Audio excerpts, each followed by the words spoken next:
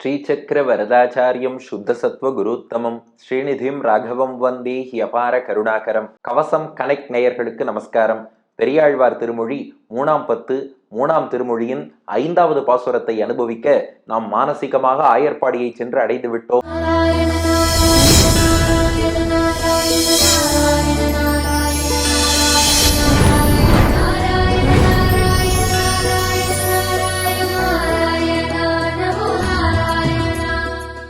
பெரியாழ்வார் யசோதை மாடு மேய்த்து வந்த குட்டி கண்ணனை நீராட்டி உணவூட்டி அப்படியே கண்ணன்ட்ட பேச்சு கொடுக்கறா.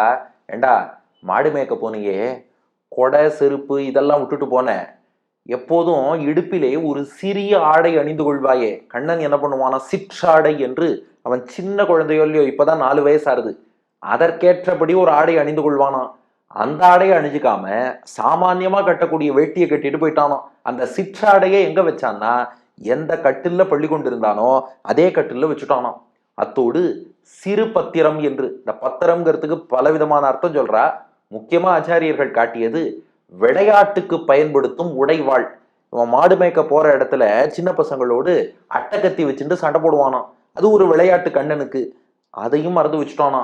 கண்ணுக்குட்டி மேய்க்கணுங்கிற ஜோர்ல, ஏண்டா நான் கொடுக்குற கொடை செருப்பு இதைத்தான் விட்டுட்டு போவேன்னு பார்த்தா, நீ அணிந்து கொள்ள வேண்டிய சிற்றாடை அந்த சிறு பத்திரம் எல்லாத்தையும் விட்டுட்டு மாடு பின்னாடி இப்படியா போவே. நான் போன இடத்துல நண்பர்களோட பயங்கரமா சமத்தியா விளையாடி இருப்ப போல இருக்கே. என்ன விளையாட்டு விளையாடினாய் கேட்கிறாள் பெரியாழ்வார் யசோதை. அதுதான் 5வது பாசுரம். இந்த பாசுரத்திலேருந்தே ஒரே நாள்ல இவன் போனவன் என்னென்னலாம் பண்ணிட்டு வந்திருக்காங்கிறது சொல்ல போறா. அதாவது நாம என்ன கேள்விப்பட்டிருப்போம்னா, ஒரு நாள் காளிய நர்தனம், இன்னொரு நாள் ஒரு அசுரனுடைய வதம் இப்படின்னு. ஆனா பெரியாழ்வார் யசோதையின் அனுபவம் எப்படின்னா, இவன் ஒரு நாள் போயிட்டு வந்தாலே இது எதுக்கு ஒவ்வொரு நாளும் போயிட்டு வந்துதான் எல்லாத்தையும் முடிக்கணுமா, நான் ஒரே நாள்லயே எல்லா வேலையும் பண்ணி காட்டுறேன்னு ரிப்பீட் மோட்ல பெரியாழ்வார் யசோதைக்கு காட்டும் போது, காளிய நர்த்தனத்திலேருந்து ஆரம்பிச்சு பகாசுர வதம் வரை எல்லாத்தையும் சிங்கிள் டேல பண்ணி காமிச்சிருக்கானா. அதை ரொம்ப அழகா ரசிச்சு 5ஆம் பாட்டுல இருந்து வர்ணிக்க போறா. இப்ப 5வது பாசுரம். பற்றார் நடுங்க முன் பாஞ்ச சந்நியத்தை வாய் வைத்த போரேரே, என் சிற்றாயர் சிங்கமே சீத்தை மணாடா சிறுகுட்டச் செங்கண்மாலே, சிற்றாடையும் சிறு பத்திரமும் இவை கட்டிலின் மேல் வைத்து போய், கற்றாயரோடு நீ கன்றுகள் மேய்த்து கலந்து உடன் வந்தாய் போலும். பற்றார் நடுங்க முன் பாஞ்சசன்னியத்தை வாய் வைத்த போரேரே, என் சிற்றாயர் சிங்கமே சீத்தை மணாளா சிறுகுட்டச் செங்கண்மாலே, சிற்றாடையும் சிறுபத்திரமும் இவை கட்டிலின் மேல் வைத்து போய், கற்றாயரோடு நீ கன்றுகள் மேய்த்து கலந்துடன் வந்தாய் போலும். பெரியாழ்வார் யசோதை சொல்றா, பா நீ எவ்வளவு கம்பீரமா பாஞ்சஜன்யத்தை எடுத்து முழங்கக்கூடியவன். பாஞ்சஜன்யத்தை எடுத்து மகாபாரத போர்க்களத்தில் குருக்ஷேத்திரத்தில் நீ முழங்கிய போது கௌரவர்களோட இதயமே பிளந்துருத்துரா. அதுதான் பற்றார். பற்றார்னா பகைவர்கள்னு அர்த்தம். உன் பக்தர்களான பாண்டவர்களுக்கு பகைவர்களாக இருக்கக்கூடிய துரியோதனன் உள்ளிட்ட அந்த கௌரவர்கள் தீயவர்கள் பகைவர்கள். பற்றார் பகைவர். பற்றார் நடுங்க, அந்த துரியோதனன் உள்ளிட்டோர் நடுங்கும்படி. இது அப்படியே மகாபாரத ஸ்லோகம். ச கோஷோ தார்த்தராஷ்டிராணாம் ஹிருதயானி வியதாரயத்து. கிருஷ்ணன் எடுத்து பாஞ்சஜன்ய நாதம். இன்னைக்கும் மகாபாரதம்னு தொலைக்காட்சியில காட்சா கூட முதல்ல கிருஷ்ணனுடைய சங்கநாதத்தை தான் காட்டுகிறார்கள் அல்லவா. அந்த சங்கநாதம் பற்றார் நடுங்க, அப்படியே உடம்பு இல்ல உள்ளமே நடுங்கும்படியாக. முன்னொரு சமயம் பாஞ்சஜன்யத்தை, உன்னுடைய பாஞ்சஜன்யம் என்னும் சங்கை. போன பாட்டுல புல்லாங்குழல்னு சொன்னா இல்லையா, அந்த புல்லாங்குழல் தான் பின்னாடி கண்ணன் குருக்ஷேத்திரத்துக்கு போகும்போது அவன் கையில பாஞ்சஜன்ய சங்கா இருக்கு. அந்த பாஞ்சஜன்யத்தை வாய் வைத்த, வாயிலே வைத்து ஊதிய நாதம் எழுப்பிய போர் ஏரே. போன பாட்டுலயும் போர் ஏறு, போர் புரியக்கூடிய ஏறுனா காளைன்னு அர்த்தம். போர் புரியும் காளைன்னா, போர் புரியும் காளைன்னு காட்டும் விதமா தான் போர்க்களத்துக்கே கரெக்டா போயிட்டான். குருக்ஷேத்திர போர்க்களத்துல அர்ஜுனனுக்கு சாரதியா இருந்துட்டு, ஆம் நான் போர் ஏறுதான், போர் புரியும் காளைதான், அதே மிடுக்கு காம்பீரியத்தோடு போய் உட்கார்ந்தான். வாய் வைத்த போரேரே, வாயிலை புல்லாங்குழலை வைத்தவன் இப்ப எதை வச்சான்னா, பாஞ்சஜன்யத்தை வாய் வைத்த போரேரே, பாஞ்சஜன்ய சங்கெடுத்து வச்சான். அதனால் என்னாச்சுன்னா, பற்றார் நடுங்க முன் பாஞ்சஜன்யத்தை வாய் வைத்த போரேரே. துரியோதனாதியர்லாம் நடுங்கி போனா. அவ்வளவு மிடுக்கு கொண்ட நீ இப்ப என்ன பண்ணிருக்கேன்னா, போருக்கு கிளம்புறவருங்கிறவர் எல்லாத்தையும் பார்த்து எடுத்துட்டு அப்படித்தானே போகணும். திடீர்னு போர்க்களத்துல போய் நின்றுட்டு வில்லு கொண்டு வந்திருக்கேன், ஆஹா, அம்பரா துணி மறந்து வச்சுட்டு வந்துட்டேன், எல்லாரும் கொஞ்சம் இருங்கோ, நான் போய் அம்பரா துணி எடுத்துன்னு வந்து அதுக்கப்புறம் அம்புகளை பூட்டி சண்டை போடுறேன்னு யாராவது சொல்லுவாடா? போருக்கு தயாரா வரவோம்னா எல்லாம் தயாரா கொண்டு போகணும். நீ என்ன பண்ண? கொடையும் மறந்துட்ட, செருப்பையும் மறந்துட்ட, புல்லாங்குழலையும் மறந்துட்ட. ஏன்னா குருக்ஷேத்திர போர்க்களத்துக்கு எல்லாம் சரியா கொண்டு போனேன், கண்ணுக்குட்டி மேய்க்க போகும்போதே எல்லாம் கொண்டு போக மாட்டாயா? என் சிற்றாயர் சிங்கமே. சிற்றாயர்னா சின்ன சின்ன ஆயர் பிள்ளைகள்னு அர்த்தம். சிற்றாயர், அந்த சின்ன சின்ன ஆயர் பிள்ளைகளுக்குள்ளே சிங்கமே, சிங்கம் போல் விளங்குபவனே, என் என் என் பிள்ளையாக விளங்கக்கூடிய என் சிற்றாயர் சிங்கமே, சிற்றாயர்களுக்கெல்லாம் சிங்கமாக விளங்கக்கூடிய என் மகனேன்னு அர்த்தம். எனக்கு சொந்தமான சிற்றாயர் சிங்கமே, சின்ன சின்ன ஆயர் பிள்ளைகளுக்குள் சிங்கமாக விளங்குபவனே. இது எதுக்கு சொல்றான்னா, காட்டுல 1000 மிருகங்கள் இருந்தாலும் சிங்கம் தான் ராஜா. 1000 பிள்ளைகள் போய் மாடு மேய்ச்சிட்டு வந்தாலும் அவளுக்குள்ள ராஜாவா நீ தான் விளங்குற. அப்படி இருக்கிற நீ ஒரு ராஜான்னா வெண்கொற்ற கூட இருக்கணுமா இல்லையா? ஒரு ராஜான்னு சொன்னா கால்ல பாதுகை அணிஞ்சுன்னு போகணுமா இல்லையா? அப்படி இருக்க சிற்றாயருக்கு சிங்கம் நீ, ஊர்ல உள்ள எல்லா பிள்ளைகளுக்கும் நீ தான் இளவரசன். அப்படிப்பட்ட நீ கொடையும் செருப்பும் இல்லாம போகலாமா? இதெல்லாம் ஒளிச்சு வச்சு பாடியிருக்கா பெரியாழ்வார் யசோதை. பாட்டு மேலோட்டமா பார்க்கும்போது புரியாது. அடுத்து பாருங்க, சீத்தை மணாளா, சீத்தைக்கு கணவனே. வெயிட், சீத்தைக்கு கணவனா இருக்கிறதுக்கும் இதுக்கும் சம்பந்தமே இல்லையே அப்படின்னா, இதுக்கு மணவாள மாமுனிகளின் வியாக்கியானத்தை சேவிச்சாலே ஒழிய இந்த ரகசியம் புரியாது. சீத்தை மணாளாங்கிறதுக்கு இங்க மாமுனிகள் வியாக்கியானம் பாருங்க, பிரதிகூல நிரசனமும் அனுகூல ரட்சணமும் கண்டால் பர்த்தாரம் பரிஷஸ்வஜே என்கிறபடியே உகந்தனைக்கும் ஸ்ரீ ஜனகராஜன் திருமகளுக்கு வல்லபனானவனே. எதுக்கு திடீர்னு சீத்தை மணாளன்னு சொல்லணும்னா, ராமாவதாரத்துல சீத்தை ராமனுக்கு பக்கத்திலே இருப்பாளாம். எப்ப ராமன் யாராவது துஷ்டனை சம்ஹாரம் பண்ணாலும் உடனே சீத்தை வந்து ஆலிங்கனம் பண்ணி பாராட்டுவாளாம். எப்போ ஒரு அடிகாருக்கு அனுகிரகம் பண்ணாலும் சீத்தை ஆலிங்கனம் பண்ணி பாராட்டுவாளாம். ராமனுக்கு எப்ப வெற்றி கிடைத்தாலும் ஆலிங்கனம் பண்ணி பாராட்டுவாளாம். அதே போல இங்க நப்பின்னை பிராட்டி உனக்கு இருக்கா? நீ ஒரு விஷயம் நன்னா பண்ணேன்னா பர்த்தாரம் பரிஷஸ்வஜே, நப்பின்னை உன்னை ஓடி வந்து அணைத்துக் கொள்வாள், உன்னை பாராட்டுவாள். ஏண்டா, சீத்தை மணாள் இருந்து சீத்தை பாராட்டும்படி ராமாவதாரத்துல நடந்துட்ட நீ, கிருஷ்ணாவதாரத்துல நப்பின்னை பாராட்டும்படி நடக்க வேண்டாமான்னு அர்த்தம். எவ்வளவு ஆழமான வார்த்தை பாருங்க. கரண், தூஷணன், திரிசிரஸ் உள்ளிட்ட 14,000 அரக்கர்கள் ராமனை எதிர்த்து போர் புரிய வந்தார்கள். தனி ஒருவனாக ராமபிரான் 14,000 பேரையும் அழிச்சுட்டு வரான்.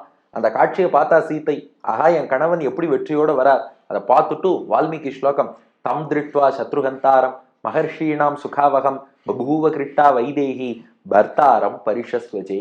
சீதை ஓடி போய் ராமனை ஆலிங்கனம் பண்ணி கொண்டாள் அப்படின்னு ராமாயணத்துல பாக்குறோம். அது போல நீ எல்லாம் சமத்தா கொடை, செருப்பு, புல்லாங்குழல் எல்லாத்தையும் எடுத்துன்னு போனா நப்பின்னை உன்னை வந்து ஆலிங்கனம் பண்ணிப்பா. உனக்கு சீத்தை மணாளனா இருந்தா போதுமா? பின்னை மணாளனா ஆக வேண்டாமா? நப்பின்னை மனசுக்கு பிடிச்சவனா இருக்க வேண்டாமா? அதனால ஒழுங்கா சொன்ன பேச்சு கேட்டு நல்லா சிறப்பா எல்லா செயலையும் செய்யணும்பா. சிறு குட்ட செங்கண் மாலே, சிறு குட்டன் சிறு பிள்ளை, சிறு குட்டனாக இருப்பதோடு இல்லாமல் செங்கண் மாலே, செங்கண் செந்தாமரை பூ போன்ற திருக்கண்களை கொண்டவனே. இது எதுக்கு சொல்லணும்னா, இங்க வியாக்கியானம் பாருங்கோ, சிறு பிள்ளையாய் இருக்க செய்தே. நீ சிறு குட்டன் தான், சின்ன பிள்ளை தான், ஆனாலும் நீ பரம்பொருள் நன்னா தெரியுதுப்பா. ஏன்னா செங்கண், உன்னுடைய கண்கள் செவந்து இருக்கோ இல்லையோ, புண்டரீகாட்சத்துவத்தாலே சர்வஸ்மாத் பரன் என்று தோற்றும்படி இருக்கிறவனே. இந்த இடத்துல மால்னா பித்தன் அர்த்தம் இல்லை. அதே தமிழ்ல மால்னா ரொம்ப உயர்ந்தவன், தி கிரேட்டஸ்ட்னு அர்த்தம். செங்கண், உன் சிவந்த கண்கள் மூலமாக மாலே, நீதான் மால், நீதான் கிரேட்டஸ்ட், நீதான் உயர்ந்தவன், அதை உன் செங்கண்களாலே உணர்த்துகிறாயே. சிறு குட்ட செங்கண் மாலை. இப்ப சேர்த்து சேவிச்சு பாருங்க, ரகசியம் புரியும். சிறு குட்டன், எனக்கு அடங்கி நடக்கக்கூடிய பிள்ளை மாதிரி இருக்க, ஆனா செங்கண் வாயிலாக நீ மால் என்பதையும் காட்டுகிறாய். இப்படி இருக்கக்கூடிய நீ மால்னா ரொம்ப பெரியவர். ரொம்ப பெரியவர் சர்வேஸ்வரன் போறாருன்னா, பெருமாளுடைய உற்சவம்னா கூட ஸ்ரீ ஷட்டாரின்னு பெருமாளுக்கு பாதுகை எழுந்துருள்வது வழக்கம் தானே. பெருமாளுக்கு பின்னாடி குடை பிடிப்பது வழக்கம் தானே. அப்போ மால்னு சொல்லிண்டாலும் பின்னாடி கொடை பிடிச்சுன்னு தான் போகணும், பாதுகையோட தான் போகணும். சிறு குட்டன்னு சொல்லிண்டாலும் குழந்தை ரொம்ப மென்மையானது, அது பாதுகை போட்டுக்கணும், கொடை பிடிச்சுக்கணும். என்னடா ரெண்டுலையும் சேர மாட்டேங்கிற? குழந்தைன்னு நினைச்சாலும் கொடை பாதுகை இல்லாம போகக்கூடாது, மால்னு நினைச்சாலும் ரொம்ப பெரியவர்னாலும் கொடை பாதுகை இல்லாம போகக்கூடாது. சீத்தை மணாளனா இருக்கும் நீ நப்பின்னைக்கு பிடிச்ச மாதிரி இருக்கணும்னாலும் கொடை பாதுகை இல்லாம போகக்கூடாது. சிங்கம்னு சொல்லிக்கணும்னாலும் கொடை பாதுகை இல்லாம போகக்கூடாது. அன்னைக்கு மகாபாரத போர்க்களத்துக்கெல்லாம் போரேருன்னு சொல்லிட்டு போனேன். போர்க்களத்துக்கு போகும்போது எல்லாம் சரியா எடுத்துக்கிற, கண்ணுக்குட்டி மேய்க்க போகும்போது எல்லாம் எடுத்துக்க மாட்டாயா? ஏண்டா, கொடை செருப்பை விட்ட சரி, எப்போதும் உனக்கு பிடித்த பாட்டின் 3வது அடி பாருங்க, சிற்றாடையும் சிறு பத்திரமும் இவை கட்டிலின் மேல் வைத்து போய். சிற்றாடை எப்போதும் கிருஷ்ணன் சிறிய ஆடை அணிஞ்சுப்பானாம். ஏன்னா இந்த தழைய வேஷ்டி கட்டி விட்டா கண்ணுக்குட்டி பின்னாடி ஓடுறது கஷ்டம். அப்புறம் அதை கொஞ்சம் இழுத்து பிடிச்சி மடிச்செல்லாம் அப்படி தூக்கி சொருகிண்டாதான் பின்னாடி ஓட முடியும். அதனால ஆயர்கள் என்ன பண்ணுவாங்க, கண்ணுக்குட்டி பின்னாடி போறோம்னா, பெரிய மாடு கூட பிரச்சனை இல்லை, கண்ணுக்குட்டினா ஒரு சின்ன ஆடை எடுத்து அதை கொஞ்சம் நல்லா தூக்கி கட்டின்றுவாளாம். இன்னைக்கும் மன்னார்குடி ராஜகோபாலன் அவர் பாருங்க, முழங்கால் தெரியும்படியாக ஒரு வேட்டி கட்டின்னு இருப்பார். அதுக்குத்தான் சிற்றாடைன்னு பேரு. அப்பதான் கண்ணுக்குட்டி பின்னாடி ஃப்ரீயா ஓட முடியும். இந்த முழங்காலுக்கு கீழே ஆடை வந்துருத்துனாலே கொஞ்சம் காலை மடக்கி ஓடுறதுங்கிறது கஷ்டமாயிடும். அந்த சிற்றாடை தானே கட்டி கொள்வாய், அந்த சிற்றாடையும் வச்சுட்டான். சிறு பத்திரமும், இந்த இடத்துல பத்திரம்ங்கிறது காஞ்சி பிரதிவாதி பயங்கர சுவாமியின் திவ்யார்த்த தீபிகை வியாக்கியானத்துல கண்ணனுடைய உடைவாள். சிறு பத்திரம் அப்படின்னா விளையாட்டுக்கு பயன்படுத்தும் உடைவாள். சிறு பத்திரமும், அந்த சின்ன உடைவாளையும் உன்னுடைய சிற்றாடை சிறு உடைவாள் ரெண்டையும் இவை கட்டிலின் மேல் வைத்து போய், எந்த கட்டில படுத்தும் தூங்கினியோ அதே கட்டில்ல ரெண்டையும் வச்சுட்டு போய் நீ பாட்டுக்கு கண்ணுக்குட்டி மேய்க்கிறேன்னு போயிட்ட. ஏண்டா கிருஷ்ணா, உன்னை பத்தி எனக்கு ஒன்று நல்லா தெரியும். நீ போய் கண்ணுக்குட்டி மேய்ச்சாலும் அதெல்லாம் மேய விட்டுட்டு இந்த உடைவாள் அட்டகத்தையை வச்சுட்டு நண்பர்களோடு விளையாடின்னு தானே இருப்ப. நண்பர்களோடு விளையாடணுங்கிற ஆர்வம் இருந்தா அட்லீஸ்ட் விளையாட்டுக்கான கத்தியாவது கொண்டு போகணும் இல்லையா? சில குழந்தைகள்லாம் என்ன பண்ணும், மழையில தான் வெளில போறேங்கும், கொடை கொடுத்தா வாங்கிக்காது, பனியில தான் போகும், ஸ்கார்ஃப் கட்டிக்கோன்னா கட்டிக்காது, இதெல்லாம் குழந்தைகள் அடம்பிடிக்கும். ஆனா விளையாட்டு சாமான கரெக்டா எடுத்துன்னு போகுமே, நீ அதை கூட கொண்டு போக மாட்டேங்கிறியே. சிற்றாடையும் சிறுபத்திரமும் இவை கட்டிலின் மேல் வைத்து போய். சில அது அடியன் ஒரு தடவை பார்த்துருக்கேன். அங்கே இந்த காலேஜில் படிக்கும்போது கிரிக்கெட் விளையாடணுங்கிறதுல ரொம்ப ஆர்வம் உண்டு. அதில் சில பேர் என்ன பண்ணுவா, கிளாஸ்க்கு கட் அடிச்சுட்டு கூட கிரிக்கெட்டுக்கு வரோன்னு சொல்லிட்டு கிரவுண்டுக்கு வந்துடுவான். அதில் ஒருத்தன் அவனோட பொறுப்பு தான், பேட் கொண்டு வர வேண்டியது அவன் பொறுப்பு. ஒரு சமயம் கிளாஸை கரெக்டாக கட் அடித்தான், கிரவுண்டுக்கு வர வேண்டிய நேரம் வந்துட்டான், ஆனால் பேட் கொண்டு வரல.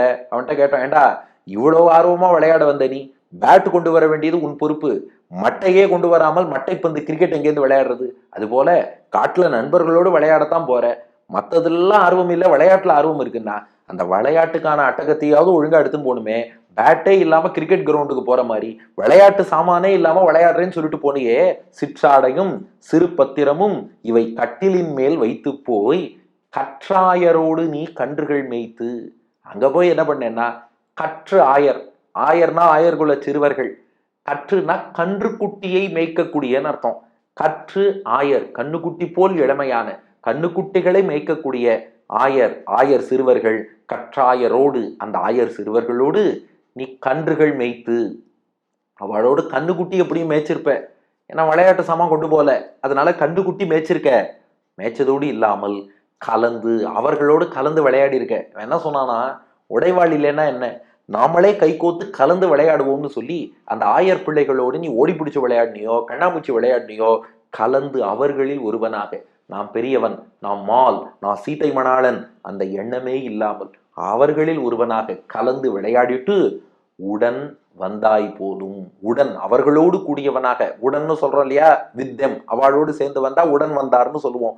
உடன் வந்தாய், அவர்களோடு சேர்ந்து வந்தாய் போலும். ஓ, அவர்கள ஒருவனாக வந்திருக்கிறாயே. இங்க அழகா மணவாள மாமுனிகள் வியாக்கியானம் பாருங்க. நீ கன்றுகளை மேய்த்த பின் அவர்களில் ஒருவன் என்னலாம்படி அவர்களுடனே சேர்ந்து வந்தாயோதான் என்று உகக்கிறாள். திரும்பி வரும்போது காட்சியை பார்த்தா கண்ணன்னு ஒருத்தன் தனியா வரதே தெரியலையாம்.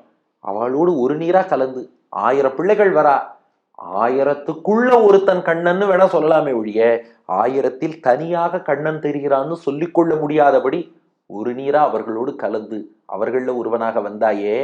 போன இடத்துல நீ என்னெல்லாம் பண்ணேன்னு நான் சொல்லட்டுமா? செய்தியெல்லாம் கலெக்ட் பண்ணிட்டேன், வாட்ஸ்அப்ல ஃபார்வர்டு வந்துடுத்து, வரிசையா ஒன்னொன்னா சொல்லட்டுமான்னு கேட்கறா.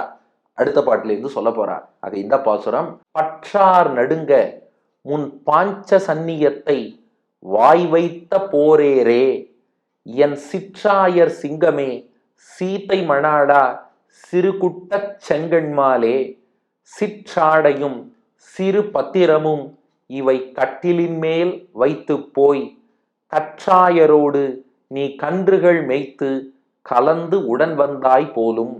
பற்றார் நடுங்க முன் பாஞ்சசன்னியத்தை வாய் வைத்த போரேரே, என் சிற்றாயர் சிங்கமே சீதை மணாளா சிறுகுட்ட செங்கண்மாலே, சிற்றாடையும் சிறுபத்திரமும் இவை கட்டிலின் மேல் வைத்து போய் கற்றாயரோடு நீ கன்றுகள் மேய்த்து கலந்துடன் வந்தாய் போலும்.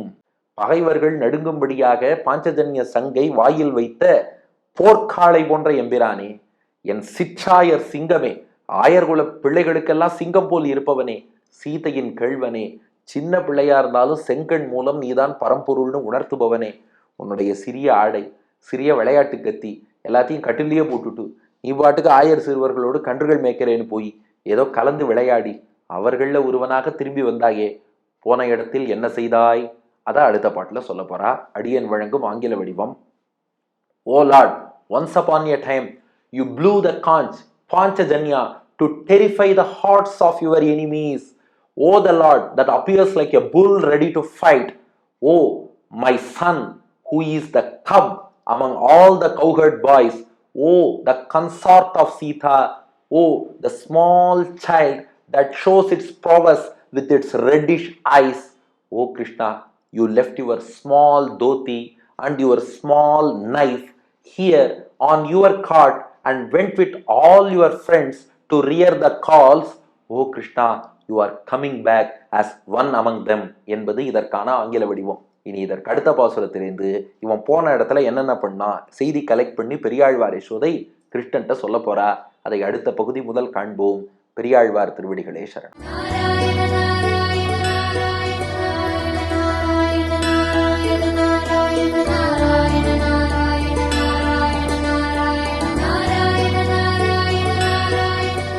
பற்றார் நடுங்க முன் பாஜசன்னியத்தை வாய் வைத்த போரே